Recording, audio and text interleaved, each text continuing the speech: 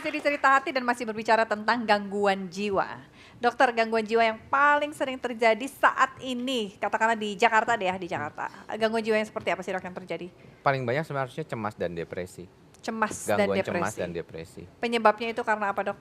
Bisa karena faktor-faktor lingkungan sosial, ya, kemampuan adaptasi yang berkurang, ya. Kemudian juga ada misalnya sekolah. Ya, jadi stresor di sekolah, di kuliah, di pekerjaan itu juga menjadi banyak. Dan tuntutan gaya hidup ya mungkin sekarang ini kan gaya hidupnya ini sudah mulai jauh berubah daripada zaman dahulu gitu ya. Jadi ini yang sering kali juga memicu. jadi stresor gitu dok. Dok, kan kita suka kalau di jalan cepet banget ngeliat orang marah. Ya. Untuk satu hal yang kadang-kadang menurut kita yang sedang dalam kondisi tenang itu normal lah gitu ya, sepele gitu dok. Menurut dokter itu kenapa sih dok? Sebenarnya mungkin orang yang gampang marah itu karena dalam dirinya sendiri nggak tenang gitu ya. Makanya kadang-kadang orang suka bertanya, dok ada nggak sih cara tertentu tidak perlu pakai obat deh? Gimana supaya tenang? Saya bilang cari ketenangan dalam diri aja dulu. Kalau misalnya tadi Pak Ustadz bilang sholat, saya suka saran sholat Pak sama zikir jangan lupa. Kemudian salah satu yang paling penting juga kadang-kadang orang suka lupa gitu ya kalau misalnya dia bersyukur. Itu paling penting. Kadang-kadang dia melihat semuanya tuh serba negatifnya. Ya, pernyataannya sih kayaknya gampang, bersyukur, pasrah gitu ya, menerima keadaan, tapi kadang-kadang sulit dilakukan oleh orang sekarang dalam karena begitu banyak tuntutan. Ya, dalam konteks di lingkungan sosial, katakanlah di jalan kadang-kadang kita mau kesenggol lagi, gitu langsung dok. Itu harus apa yang harus kita lakukan bagi diri kita yang cepat tertrigger gitu ya, atau enggak tersulut untuk marah, dan apa juga yang harus dilakukan oleh orang yang harus menghadapi orang yang marah ini gitu dok? Kalau bagi orang yang marah sendiri mungkin dia harus lebih bersabar, artinya dia harus menahan dirinya dan kemudian mencoba mencari penyebabnya. Mengapa sih Gaya gampang marah? Saya banyak kasus misalnya tiba-tiba dia impulsif, tampar gitu ya, atau apa gitu ya, sampai lupa gitu sepertinya, bahkan sampai harus bercerai dengan pasangannya karena dia seling mukul tanpa sebab begitu kan. Nah ini tentu harus dicari kenapa dia demikian. Biasanya normalnya karena apa sih dok? Banyak, ada karena faktor trauma sebelumnya, misalnya ada kejadian yang tidak nyaman, atau dia pernah diperlakukan tidak baik, atau dalam kekerasan di dalam rumah tangga, baik dia misalnya ayah ke anak kan juga sebenarnya masuk ke dalam kekerasan dalam rumah tangga. Kalau yang bagi yang mereka yang menghadapinya? Sebenarnya bagi yang menghadapinya, kalau misalnya demikian dia jangan dilawan, jadi artinya ya sudahlah dibiarkan aja.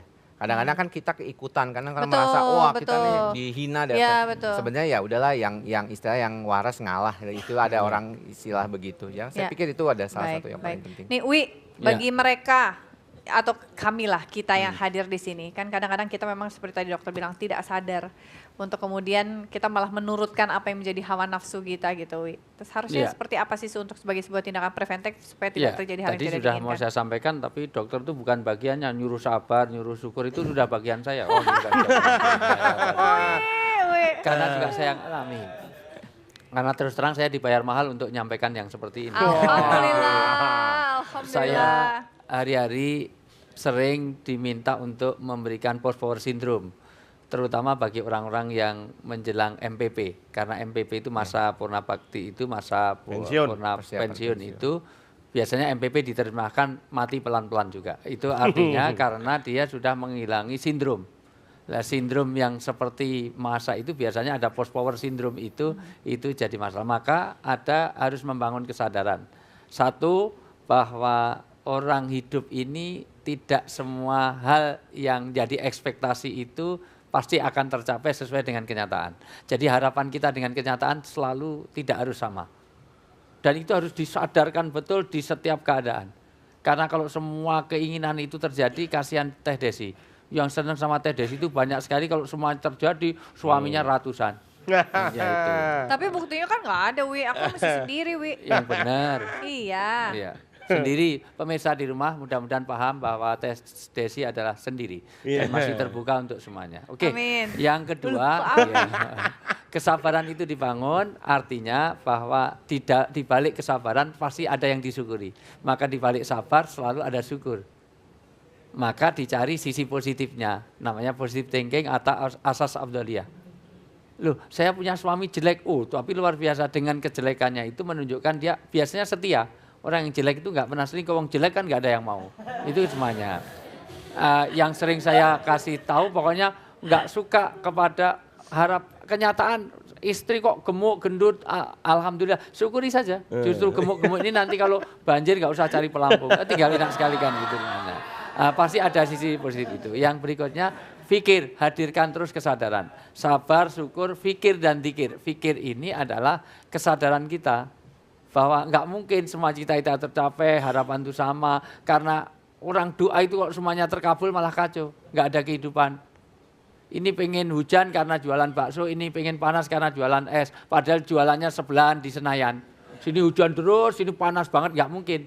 Padahal ini kios bersebelahan. Jadi sabar, syukur, fikir, zikir. Zikir ini jangan lepas kaitan kita dengan Tuhan. Karena apapun ala bidzikrillah tatmainul qulub. Sebab dari semua sebab ini adalah hati yang tidak tenang. Ketenangan itu hanya dimiliki oleh Allah, maka selalu berkaitan dengan Allah, insya Allah tenang hati kita. Amin, insya Allah. Terima kasih Uwi. Sama-sama, dan terima kasih Dr. Andri. Pentopois, terima kasih dan teman-teman yang hadir di sini. Terima kasih banyak Akbar juga dan pemirsa di rumah. Terima kasih banyak atas perhatian Anda. Semoga apa yang kami sampaikan hari ini, insya Allah bisa menjadi inspirasi dalam kehidupan Anda. Dan tetap waspadai apa saja yang membuat Anda menjadi stres, cepat lakukan tindakan antisipasi agar kita tidak mendekati gangguan jiwa yang bisa merusak kehidupan kita. Semoga Anda terus berbahagia dan selalu dalam lindungan Allah Subhanahu wa taala. Amin.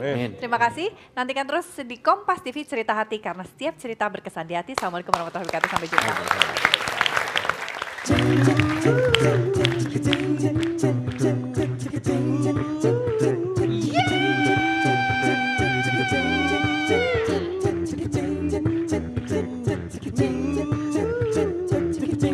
Just upon a star, if it feel right and from my heart, if you feel like and take me away and make it okay, I swear I'll be in.